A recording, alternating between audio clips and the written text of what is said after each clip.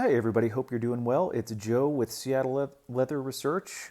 It's been a minute, and so I wanted to give a super quick update on a recent purchase that I have already sold. It is out of my hands as of today. I'm about to go to the post office and mail this bad boy. But it is the Marlondo leather full-size vegetable tan full grain leather backpack. What a mouthful of a product name. Look, guys, this thing is a beast. It is using really solid leather. I actually ordered this in the beginning of February 2026, and I waited 3 months to receive it. It was the full kind of 12 weeks. I almost canceled it, and now I'm kind of kicking myself. I absolutely wish I should have, and I'll tell you why here.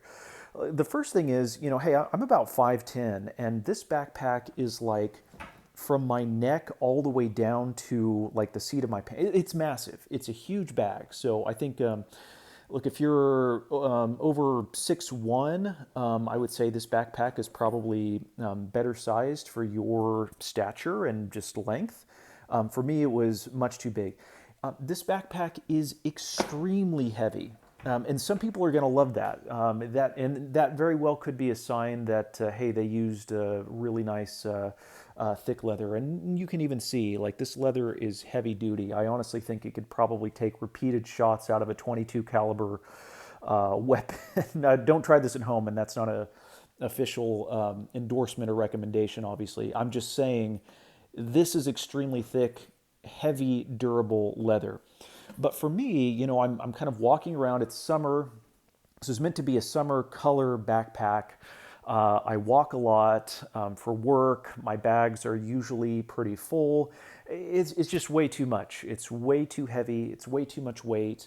And it felt pretty stifling kind of out of the get-go without even anything inside of it.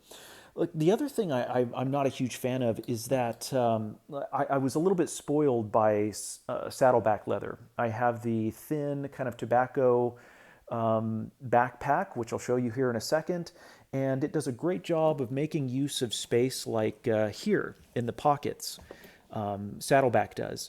Marlondo does not. This is sewed kind of shut, or glued shut actually, and that glue doesn't even look like it would necessarily stand the test of time. It might be sewed in there as well, but I just don't like that I can't use extra space here. Again, Saddleback spoiled me. I had that backpack for forever. This was meant to be sort of a replacement or an expansion of that backpack, but I still like my Saddleback a bit better.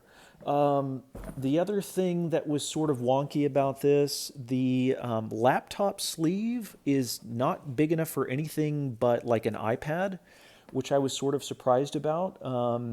So that was sort of a bummer. I did like the other kind of small side interior pockets that you can see here. Those were a nice touch. Wasn't really sure of the purpose. I don't know if this is like some sort of a protective flap or something, but that's kind of a nice touch to have some extra leather here. And as far as I can tell, the stitching and the cutting is pretty well done. Again, no major qualities about the real mechanics of this thing. I like the adjustable kind of width straps here. The adjustable, I liked the shoulder pads here, probably a little bit better than saddlebacks because they are in sort of a fixed position, whereas saddlebacks, as you'll see here, kind of tend to move around, and so I constantly have to adjust those things. So there are some positives with this bag. I think overall, I probably just should have gone for a solid color. I don't really love the look of the pre-stressed veg tan full grain leather. I mean, it looks like they've applied some dyes or something and sort of a way to try to make it look distressed. I'd rather add that myself especially for a vegetable tanned leather good. And so just the matching of the picture compared to what I got just seemed a little bit different and not what I was expecting. And like I said, it's huge, it's heavy.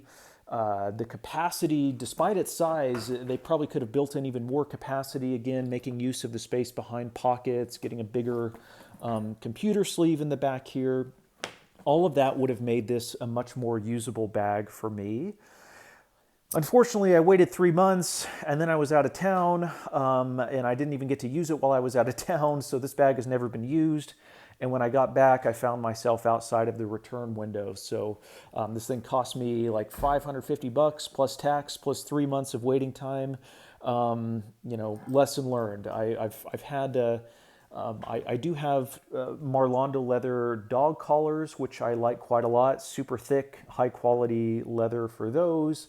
I've gifted a Marlondo leather messenger bag that was full grain veg tan leather that seemed to work out really well.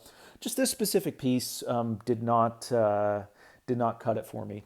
And again, in terms of what I'm comparing it to, I'll quickly get the saddleback leather bag so you can immediately tell it's much, much smaller. It just,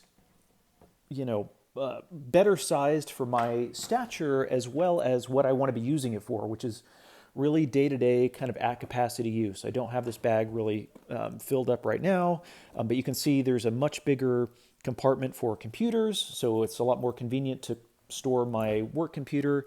The pockets are about parity, but then they do make use of the extra space back here. Really high quality stitching to kind of keep this together.